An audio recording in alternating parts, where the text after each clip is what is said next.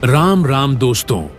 हमारे बुजुर्ग कहा करते थे कि जब कोई हमसे ज्यादा दादागिरी दिखाने लगे तो उसकी सबसे कमजोर नस को पकड़ना चाहिए ताकि वह एक ही झटके में पीछे हटने पर मजबूर हो जाए। अब भारत ठीक ऐसा ही अमेरिका के साथ कर रहा है। 2 अप्रैल से भारत के प्रोडक्ट्स पर ट्रंप द्वारा रेसिप्रोकल टैरिफ लगाए जाने से पहले ही भारत ने अमेरिका की कमजोर कड़ी को अपने काबू में ले लिया है। हाल ही में भारत की BIS bureau of Indian standards ने अमेरिका की 2 बड़ी कंपनियों पर छापेमारी कर उनकी हकीकत दुनिया के सामने ला दी। ये कंपनियां हर साल भारत से अरबों डॉलर कमा रही थीं। हम बात कर रहे हैं ई-कॉमर्स दिग्गज कंपनियों की, जो विदेशों में तो सही क्वालिटी के प्रोडक्ट बेच रही थीं, लेकिन भारत में नकली प्रोडक्ट्स असली ब्रांड के नाम पर लिस्ट कर रही थीं। भारतीय ग्राहक भी उतना ही पैसा चुका रहे थे जितना विदेशी ग्राहक, मगर उन्हें घटिया सामान मिल रहा था। भारत की इस सख्त कार्रवाई से इन कंपनियों को भारी आर्थिक नुकसान तो होगा ही, साथ ही इनकी साख भी बुरी तरह प्रभावित होगी, जिससे दुनिया भर में इनका बिजनेस प्रभावित हो सकता है। अब सवाल यह है कि अमेरिका ने भारत के प्रोडक्ट्स पर टैरिफ लगाने का फैसला किया तो भारत ने तुरंत ही जवाबी कार्रवाई क्यों शुरू कर दी? यही जानने के लिए वीडियो को लाइक करें और चैनल को सब्सक्राइब जरूर करें। यह आपके लिए बस 1 सेकंड का काम है, लेकिन हमारी बहुत मदद करता है। देखिए, अगर कोई लगातार अच्छे काम कर रहा है तो उसकी 1-2 गलतियां नजरअंदाज हो जाती हैं, लेकिन अगर कोई सामने वाले पर गलत आरोप लगाकर उसे फंसाने की कोशिश करे तो उसकी एक भी गलती छिप नहीं सकती। यही चीज अब अंतर्राष्ट्रीय स्तर पर भी देखने को मिल रही है, खासकर उन देशों के साथ जो भारत को रोकने की कोशिश करते हैं। भारत ने कई देशों को उनकी कमियां दिखाकर झुकने पर मजबूर किया है, और इसका सबसे बड़ा उदाहरण यूरोपीय यूनियन के 27 अमीर देश हैं। दरअसल भारत दुनिया भर में बड़े पैमाने पर फूड आइटम्स एक्सपोर्ट करता है, और इसकी क्वालिटी शानदार होने के कारण भारत की साख बढ़ रही थी। लेकिन यूरोपीय देशों को भारत की ये तरक्की पसंद नहीं आई। उन्होंने आरोप लगाया कि भारत के एक्सपोर्ट किए गए फूड प्रोडक्ट्स में कैंसर पैदा करने वाले केमिकल्स मिले हैं। जब पिछले साल यह आरोप लगाया गया तो भारत ने भी यूरोप की गलतियों को ढूंढना शुरू कर दिया। 2 महीने की जांच के बाद भारत ने पाया कि यूरोपीय देश खुद घटिया क्वालिटी के प्रोडक्ट भारत में सप्लाई कर रहे हैं। इसके बाद भारत ने उनके 1500 से ज्यादा आइटम्स वापस लौटा दिए, जिससे यूरोप को तगड़ा झटका लगा। अब अमेरिका के साथ भी यही हो रहा है।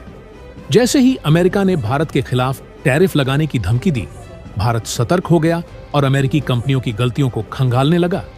इसी के तहत भारत की BIS ने 2 अमेरिकी कंपनियों पर कार्रवाई की। इनमें से पहली company Amazon Cognito identity JS है। हालांकि अब यह पूरी तरह अमेरिकी नहीं है, क्योंकि वॉलमार्ट ने इसमें 80% से ज्यादा हिस्सेदारी खरीद ली है। BIS को पहले से शक था कि ये कंपनियां भारत में कोई न कोई गड़बड़ी कर रही है। जब हाल ही में जांच हुई तो पता चला कि ये कंपनियां असली प्रोडक्ट्स के नाम पर नकली सामान बेच रही थीं। ये ई-कॉमर्स कंपनियां खुद स्टॉक नहीं रखती, बल्कि छोटे बड़े सेलर्स को अपने प्लेटफॉर्म पर लिस्टिंग का मौका देती हैं। ऑर्डर मिलने पर डिलीवरी कंपनियों के जरिए प्रोडक्ट पहुंचाती हैं और कुछ फीस लेकर मुनाफा कमाती हैं। लेकिन असली गड़बड़ी इनके वेयर हाउस और लॉजिस्टिक्स में हो रही थी। भारत में इन कंपनियों पर आरोप था कि ये सिर्फ अपने खास सेलर्स को फायदा पहुंचा रही थी। जब BIS ने छापा मारा तो इनके गोदामों में नकली और घटिया क्वालिटी के प्रोडक्ट मिले, जो असली ब्रांड के नाम पर बेचे जा रहे थे। यानी एक तरफ अमेरिका भारत पर टैरिफ लगाने की धमकी दे रहा था, और दूसरी तरफ भारत ने उनकी अपनी कंपनियों की गलतियों को उजागर कर दिया। इससे साफ है कि भारत अब किसी भी देश की दादागिरी सहने वाला नहीं है।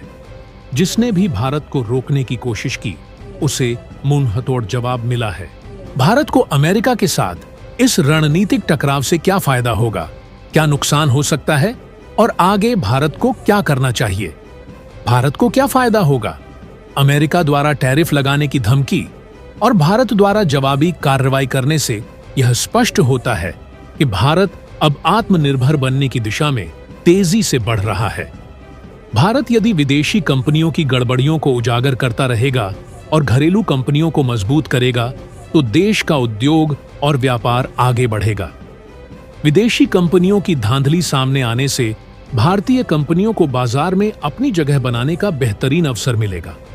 अगर भारत अपने ई-कॉमर्स और मैन्युफैक्चरिंग सेक्टर को और मजबूत करता है तो विदेशी कंपनियों पर निर्भरता कम होगी। भारत जब अमेरिका और यूरोप जैसे देशों की गलतियों को उजागर करता है तो इससे उसकी वैश्विक छवि मजबूत होती है। यह संदेश जाता है कि भारत अब सिर्फ नियमों का पालन करने वाला देश नहीं है, बल्कि वह अपने हितों की रक्षा भी कर सकता है। जब भारत अमेरिकी कंपनियों के खिलाफ सख्त कदम उठाता है तो अन्य विदेशी कंपनियां भी सतर्क हो जाती हैं और नियमों का पालन करने के लिए मजबूर होती हैं। इससे भारत के उपभोक्ताओं को अच्छी गुणवत्ता वाले प्रोडक्ट्स मिलने की संभावना बढ़ जाती है। अमेरिका के खिलाफ कदम उठाने से भारत अन्य देशों के साथ नए व्यापारिक संबंध विकसित कर सकता है। रूस, खाड़ी देश, अफ्रीका और दक्षिण अमेरिका जैसे बाजारों में भारत अपने उत्पादों का विस्तार कर सकता है। भारत को क्या नुकसान हो सकता है? अगर अमेरिका भारत के खिलाफ और सख्त टैरिफ लगाता है या अन्य व्यापारिक प्रतिबंध लगाता है तो भारत की कंपनियों को झटका लग सकता है। आईटी, फार्मा और टेक्नोलॉजी सेक्टर में भारत को कुछ कठिनाइयां हो सकती हैं। अगर अमेरिका को लगता है कि भारत में उनके निवेश को खतरा है तो वे भारत में कम निवेश कर सकते हैं। इससे भारत की स्टार्टअप इंडस्ट्री और टेक्नोलॉजी सेक्टर पर असर पड़ सकता है। अगर विदेशी कंपनियां भारत में व्यापार करना कम कर दें या उनके उत्पादों की कीमतें बढ़ जाएं, तो भारतीय ग्राहकों को महंगे प्रोडक्ट्स खरीदने पड़ सकते हैं। अमेरिका और यूरोप जैसे देशों के साथ व्यापारिक टकराव से राजनयिक संबंधों पर असर पड़ सकता है। अगर व्यापारिक रिश्ते कमजोर होते हैं तो इसका असर भारत की वैश्विक स्थिति पर भी पड़ सकता है। आगे भारत को क्या करना चाहिए? भारत को अपनी उत्पादन क्षमता बढ़ानी होगी ताकि देश में ही अच्छे उत्पाद बन सकें और विदेशी कंपनियों पर निर्भरता कम हो। मेक इन इंडिया और लोकल ब्रांड्स को प्रमोट करना जरूरी होगा। भारत को चाहिए कि विदेशी कंपनियों पर सख्त निगरानी रखे और उन्हें भारत में व्यापार करने के लिए सही नियमों का पालन करने के लिए मजबूर करे। BIS जैसी एजेंसियों को और सशक्त बनाना होगा। भारत को अमेरिका और यूरोप पर कम निर्भर होकर एशिया, अफ्रीका और लैटिन अमेरिका के देशों के साथ व्यापार को बढ़ावा देना चाहिए। रूस, चीन और अन्य देशों के साथ मजबूत आर्थिक संबंध बनाना भी जरूरी है। भारत को अपने डिजिटल और टेक्नोलॉजी सेक्टर को और मजबूत बनाना चाहिए ताकि गूगल, अमेजन, माइक्रोसॉफ्ट जैसी विदेशी कंपनियों की जगह भारतीय कंपनियां अपना दबदबा बना सके। सरकार को भारतीय स्टार्टअप्स को बढ़ावा देना होगा। भारत को अपने व्यापारिक कानूनों को और सरल बनाना होगा ताकि विदेशी कंपनियों को निवेश करने में कोई परेशानी ना हो, लेकिन वे भारतीय उपभोक्ताओं के साथ गलत न कर सकें। ई-कॉमर्स और डिजिटल ट्रेड के लिए नए और सख्त नियम लाने होंगे। भारत ने अमेरिका और यूरोप को यह दिखा दिया है कि वह अब केवल दबाव सहने वाला देश नहीं है, बल्कि जवाब देने की ताकत रखता है। अमेरिका की टैरिफ नीति के खिलाफ भारत ने जो कार्रवाई की है वह एक मजबूत कदम है। हालांकि इसके कुछ फायदे और नुकसान दोनों हो सकते हैं। अगर भारत अपनी नीतियों को सही ढंग से लागू करता है, आत्मनिर्भरता को बढ़ावा देता है और नए व्यापारिक संबंध विकसित करता है, तो वह न केवल अमेरिका की दादागिरी का जवाब देगा, बल्कि एक मजबूत वैश्विक शक्ति बनकर उभरेगा। आने वाले समय में भारत को सतर्क रहकर अपनी रणनीति बनानी होगी ताकि वह वैश्विक स्तर पर आर्थिक और राजनीतिक रूप से और मजबूत हो सके।